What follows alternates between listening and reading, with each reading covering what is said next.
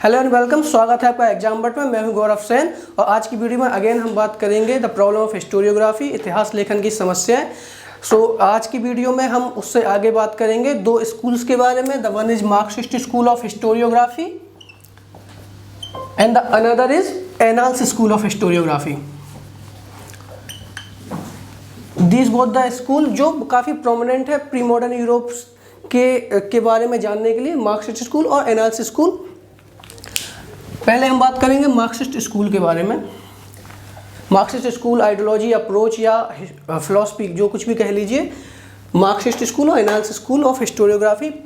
तो Marxist school of historiography का जो भी दर्शन है वो एक्चुअली मार्क्स के दर्शन से रिलेटेड है। कम्युनिज्म के बारे में आपने सुना होगा, पढ़ा होगा, जाना होगा। मार्क्स के बारे में आपने पढ़ा होगा। मार्क्स के जो विचार हैं हिस्टोरियोग्राफी पे या हिस्ट्री पे, उन्हीं को आगे ले जाकर वो हिस्टोरियोग्राफी का दर्शन बनता है। उसके दो टर्म हैं जो उसकी हिस्टोरियोग्राफी को डिकोड करते हैं।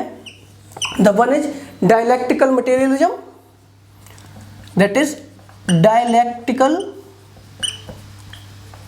मटेरियलिज्म, द्वंद्वात्मक भौतिकवाद जिसे हिंदी में कहते हैं।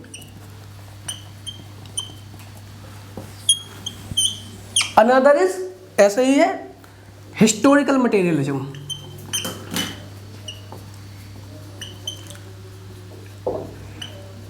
इसे बोलते हैं ऐतिहासिक भौतिकवाद।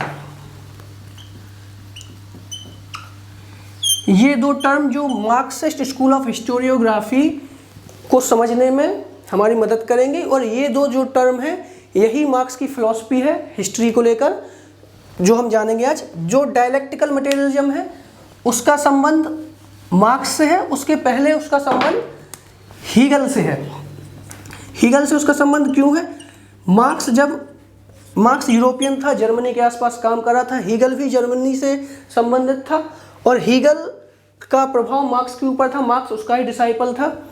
हीगल ने एक मेथड दिया हिस्ट्री के इवोल्यूशन को समझने के लिए, जो ह्यूमन सोसाइटी का जो इवोल्यूशन है, ह्यूमन पॉलिटी का जो इवोल्यूशन है, उसको समझने के लिए हीगल ने एक मेथड दिया जिसे डायलैक्टिक फॉर्म में उसने बताया। उसके अनुसार हिस्टोरिकल जो इवोल्यूशन हुआ है, मानव समाज का जो भी इवोल्यूशन हुआ है, उसमें एक सर्टेन पैटर्न, एक निश्चित क्रम में उसका विकास हुआ है। और जो दो प्रोसेस से आगे बढ़ता है, एंटीथेसिस, एक्चुअली थेसिस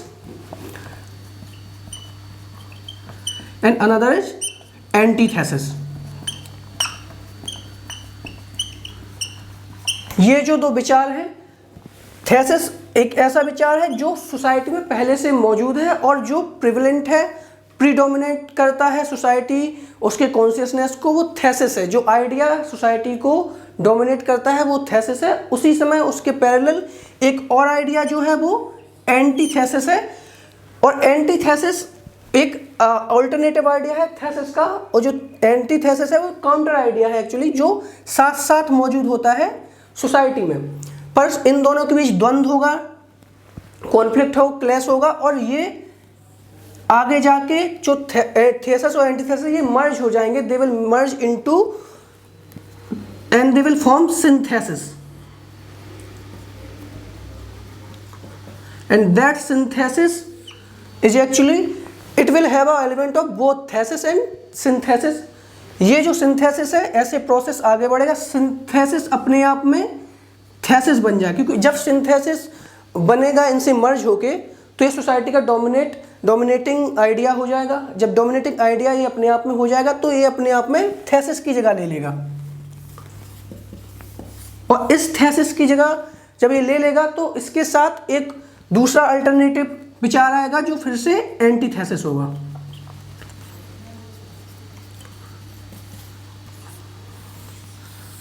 आप समझ रहे हैं? ये एंटीथेसिस और थेसिस के बीच में द्वंद्व लगातार चलता रहेगा जब तक कि फिर से सिंथेसिस बनेगा, जब तक कि कोई एक mature form of idea evolve नहीं हो जाता, जिसके बाद कोई और गुंजाइश ना रह जाए और इवोल्यूशन की। तो हीगल का विचार था कि ये प्रोसेस चलती रहेगी जब तक कि कोई मैच्योर फॉर्म में आइडिया स्थापित नहीं हो जाता, जो सोसाइटी उससे आगे इमर्ज नहीं कर सकती। हीगल का मानना था कि कॉन्स्टिट्यूशनल मोनार्की जो जर्मनी में, प्रसिया में एस्टेब्लिश्ड है, वही एक मैच्योर फॉर्म है ह्यूमन एवोल्यूशन का। इसके आगे सोसाइटी का एवोल्यूशन नहीं होगा, हीगल का मानना था। पर मार्क्स हीगल के विचारों से सहमत तो था, पर वहाँ पे उसके साथ एक कॉन्फ्लिक्ट भी था, जो था कि हीगल आइडियलिस्ट था। आइडियलिस्ट का सिंपल मीनिंग है कि हीगल बिलीव कि idea constitute material. Idea constitute material, that means कि आइडिया जो अल्टीमेट एलिमेंट है वो कॉन्शियस फॉर्म में या स्पिरिचुअल फॉर्म में है, वो मटेरियल फॉर्म में नहीं है। तो अल्टीमेट आइडिया कॉन्शियस फॉर्म में है, दैट मीन्स कि वो आइडियलिस्ट था। और आइडिया से ही जो प्रिवलेंट जो विचार है वो आइडिया के बीच क्लैश होता है और वही प्रोसेस आगे बढ़ती जाती है एक मैच्योर फॉर्म में आने के लिए। पर मार्क्स इससे सहमत नहीं था।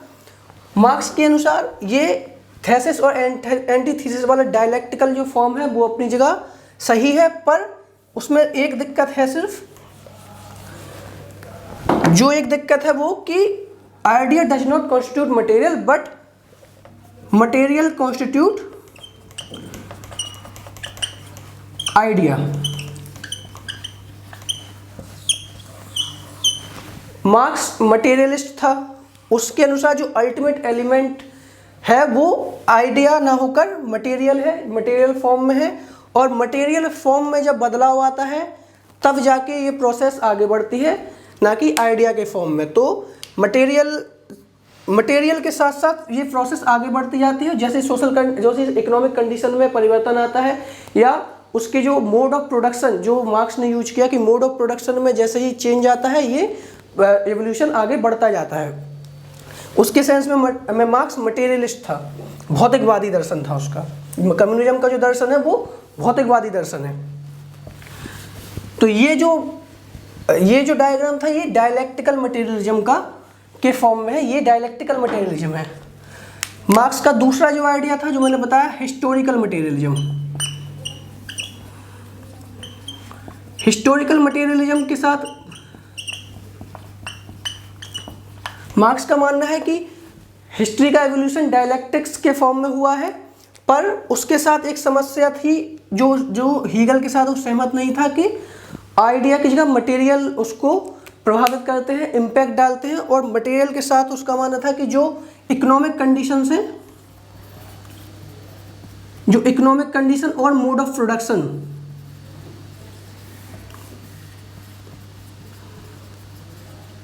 ये सोसाइटी का बेस है। That is the core of the society, that is the base of the society. And another जो भी और एलिमेंट है जो सोसाइटी में एग्जिस्ट करते हैं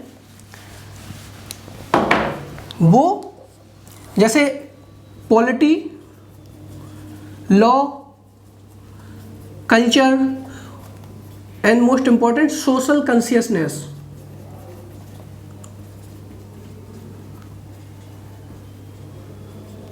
जो सोसाइटी का कॉन्शियस है, जो आइडिया है सोसाइटी का, वो क्या है, सुपर स्ट्रक्चर है।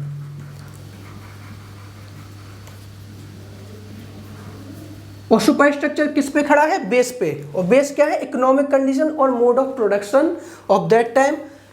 तो जो सोशल कॉन्शियसनेस है या आइडिया है सोसाइटी का, वो भी इससे प्रभावित हो रहा है। सुपर स्ट्रक्चर में जो भी एलिमेंट है वो सारे प्रभावित होते हैं इससे।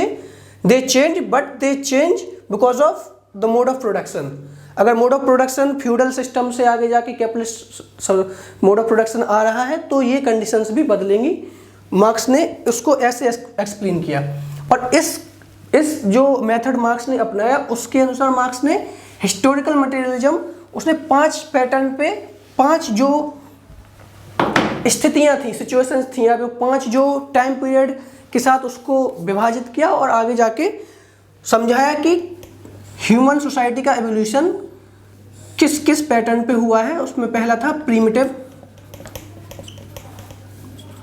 प्री हिस्टोरिक या प्रीमिटिव एरा। दूसरा उसने बताया प्रीमिटिव के बाद ये monarchial kingship. Another is monarchy से आगे आके ये जो चेंज आ रहा है, ये चेंज आ रहा है मोड ऑफ प्रोडक्शन के चेंज होने पर, इकोनॉमिक कंडीशन के चेंज होने पर। मार्क्स का ऐसा मानना था, प्रिमिटिव से मोनार्कियल और ये मोनार्कियल से feudal.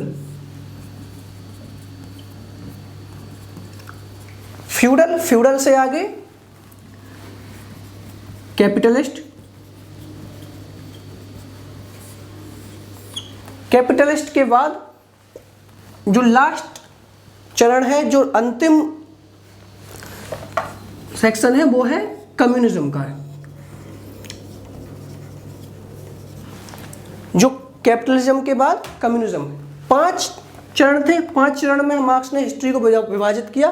Primitive era, the state of nature, उसके बाद मोनार्कियल सिस्टम, किंगशिप, उसके बाद फ्यूडल सिस्टम। फ्यूडल सिस्टम अपने आप में एक पॉलिटी जो यूरोप में विकसित हुई during medieval times. Feudal system जो जमीन और सामंती व्यवस्था जिसे बोलते हैं हिंदी में, उसका। उसके बाद कैपिटलिस्ट सिस्टम जो लिबरल सिस्टम है, फ्री मार्केट का सिस्टम है। उसके बाद कम्युनिज्म। कम्युनिज्म की थ्योरी मार्क्स ने दी। यहाँ तक मार्क्स का हिस्टोरिकल एक्सप्लेनेशन था, यहाँ तक थ्योरी थी कम्युनिज्म, जिसे हम अभी भी मार्क्सिस्ट थ्योरी ऑफ कम्युनिज्म कहते हैं। तो मार्क्स ने हिस्ट्री को इस पैटर्न पे आंका। और तो मार्क्स का जो हिस्टोरियोग्राफी है, मार्क्सिस्ट स्कूल का जो भी हिस्टोरियोग्राफी है, वो इस पैटर्न पे आगे बढ़ेगा। एंशिएंट इंडिया जब बात करेगा तो वो मोनार्कियल सिस्टम की करेगा, मिडिवल एरा में वो बात फ्यूडल की करेगा, उसके साथ कैपिटलिज्म की करेगा। कैपिटलिज्म के बाद उसका प्रिडिक्शन है कि ये कम्युनिज्म आएगा, the proletariat will overthrow the capitalist system, और कम्युनिज्म आएगा अकॉर्डिंग टू मार्क्सिस्ट थ्योरी। जो कि हमने यूएसएसआर में रेवोल्यूशन देखा, वो मार्क्सिस्ट थ्योरी के कोर है, वो किसी और वीडियो में देखेंगे। अभी हिस्टोरियोग्राफी के उसके जो मत है, तो आपने समझा कि डायलेक्टिकल मटेरियलिज्म और हिस्टोरिकल मटेरियलिज्म के रूप में मार्क्स ने हिस्ट्री को देखा और उसको एक्सप्लेन किया। इसीलिए जब मार्क्सिस्ट हिस्टोरियन या मार्क्सिस्ट ऑथर किसी हिस्टोरिकल इवेंट को एक्सप्लेन करते हैं, तो वो नेसेसरली इन 2 टर्म्स का उपयोग करते हैं, उनका यूज करते हैं, और उसी पैटर्न पे हिस्टोरियोग्राफी को लिखते हैं। इकोनॉमिक कंडीशन को डोमिनेंट मानते हैं। उनके हिसाब से इकोनॉमिक कंडीशन चेंज जब होती है, तब हिस्ट्री का एवोल्यूशन होता है। हिस्ट्री आगे बढ़ती है जैसे ही इकोनॉमिक कंडीशन चेंज होती है। अब हम बात करते हैं दूसरे स्कूल के बारे में, जो है annals school of historiography. Annals school of historiography का जन्म 1920 में फ्रांस में हुआ। एक जो एनाल्स स्कूल का जन्म हुआ, वो उस समय तक Marxist school of historiography predominant school था यूरोप को समझने के लिए, या वर्ल्ड हिस्ट्री या वर्ल्ड में जो भी और अदर स्टेट्स हैं उनकी हिस्ट्री को समझने के लिए। जो मार्क्सिस्ट ऑथर्स थे या हिस्टोरियंस थे, वो मार्क्सिस्ट अप्रोच को एम्प्लॉय कर रहे थे। एनाल्स स्कूल अपने आप में रेवोल्यूशनरी था इस सेंस में कि उसका जो अप्रोच था वो इकोनॉमिक कंडीशंस या फिर मोनोटोनियस ना होकर मल्टी या इंटरडिसिप्लिनरी था।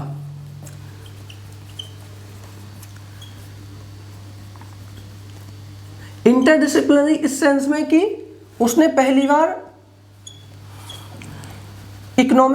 इकोनॉमिक्स जो कि मार्क्स में पहले से ही डोमिनेट करते थे, इकोनॉमिक हिस्ट्री, और सोशल साइंस के जो और सब्जेक्ट है उनको पहली बार उनके बेसिस पे जाके हिस्ट्री लिखी। मैं बताता हूँ सोशल साइंस के और सब्जेक्ट जैसे sociology, polity, climatology, psychology, psychological history भी एनाल्स स्कूल। तो अब क्या हुआ कि जो पहले हिस्ट्री को बहुत मोनोटोनियस वे में देखा जाता था, जैसे मार्क्सिस्ट स्कूल में देखा इकोनॉमिक कंडीशंस के बेस पे, या और तरह की हिस्ट्री जो सिर्फ इवेंट बेस्ड हिस्ट्री होती थी कि एक इवेंट उससे क्या बदलाव आ रहे हैं चेंजेस में, history to show history as it was. ये जो फैक्टर जो चलते थे पॉजिटिविज्म के साथ, जो एक चेंज आया था हिस्ट्री को एज इट इज शो करना, उसको बदला एनाल्स स्कूल ने। एनाल्स स्कूल का जो अप्रोच वो इंटरडिसिप्लिनरी था, उसमें कई सारे डिसिप्लिन एक साथ थे और उनकी हिस्ट्री लिखी। आगे जाकर इसका शुरुआत हुआ 1929 में। 1929 में एक मैगजीन के साथ पेरिस में, उस मैगजीन का नाम था एनाल्स, और वहीं से इसका अपना नाम भी आया इस स्कूल का, एनाल्स डे हिस्टोरी। फ्रेंच में उसका नाम था, आप याद कर पाए तो, फ्रांस डे हिस्टोरी इकोनॉमिक एट सोसले। ये एनाल्स स्कूल ये 1929 में किसने शुरू की, इससे ही इसका नाम आया। ये शुरू किया था बहुत ही प्रोमिनेंट फिगर जो माने जाते हैं हिस्टोरियोग्राफी में, Marc Bloch, and another is Lucien फेब्रे।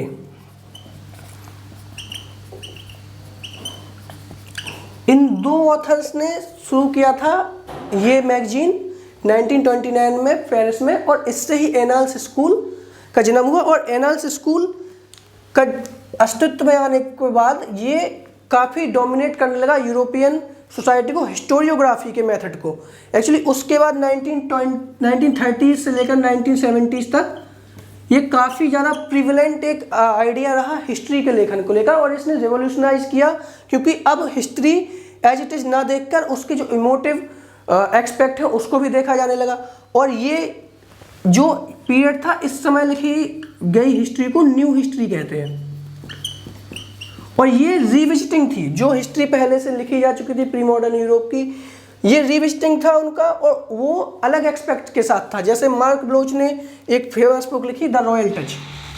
अब द रॉयल टच जैसी बुक मार्क ब्लोच ने लिखी, उसमें उन्होंने समझा है कि इन मिडिवल यूरोप ये बिलीव था कि जो किंग होते हैं उनके पास एक शक्ति होती है, ऐसी पावर होती है कि वो टच से स्किन डिसीज को ख़त्म कर सकते हैं। स्क्रॉफला उस डिसीज का नाम था। पर बात इसमें इंटरेस्टिंग ये है कि पहली बार उन्होंने साइकोलॉजिकल और इमोटिव जो एक्सपेक्ट थे उसको पहली बार कवर किया। और ये हिस्ट्री 1929 के बाद लिखी गई, ऐसी द रॉयल टच हो या द फ्यूडल सोसाइटी, जो मार्क ब्लॉच जिसके ऑथर हैं। द फ्यूडल सोसाइटी में फिर उन्होंने देखा कि न केवल उसके इकोनॉमिक एक्सपेक्ट, हालांकि उसके कल्चरल एक्सपेक्ट क्या थे, उसके कल्चरल इम्पैक्ट यूरोपियन समाज पे, उसके साथ साथ उसके पॉलिटिकल इम्पैक्ट यूरोपियन समाज पे, उसके सोशल एक्सपेक्ट जो इन्होंने इस बुक में कवर किया। ये रेवोल्यूशनाइज किया इन्होंने, इसलिए इसको न्यू हिस्ट्री बोला, क्योंकि हिस्ट्री को नए तरीके से लिखा गया। जो पीरियड पहले से जिनसे लोग एक्वेंटेड थे, जिनको जानते थे, पढ़ लिख चुके थे, उनको दोबारा से हिस्ट्री सर्व की गई, पर एक नए एक्सपेक्ट के साथ, नए तरीके से और नई चीज़ों के साथ उनको अवगत कराया। इसलिए इसको द न्यू हिस्ट्री बोलते हैं यूरोप में 1930 से 1970 तक। इसमें एक और लेखक, इनका नाम याद कर लेना चाहिए, जो काफ़ी, फर्नैंड ब्रडॉल।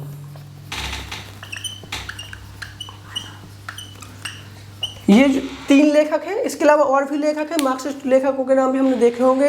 अगर आप जानते होंगे तो ये 2 स्कूल जो डोमिनेट करते हैं। इसके अलावा और भी अप्रोचेस हैं जिनसे हम आगे की वीडियो में बात करेंगे। आज के लिए बस इतना ही। Thank you.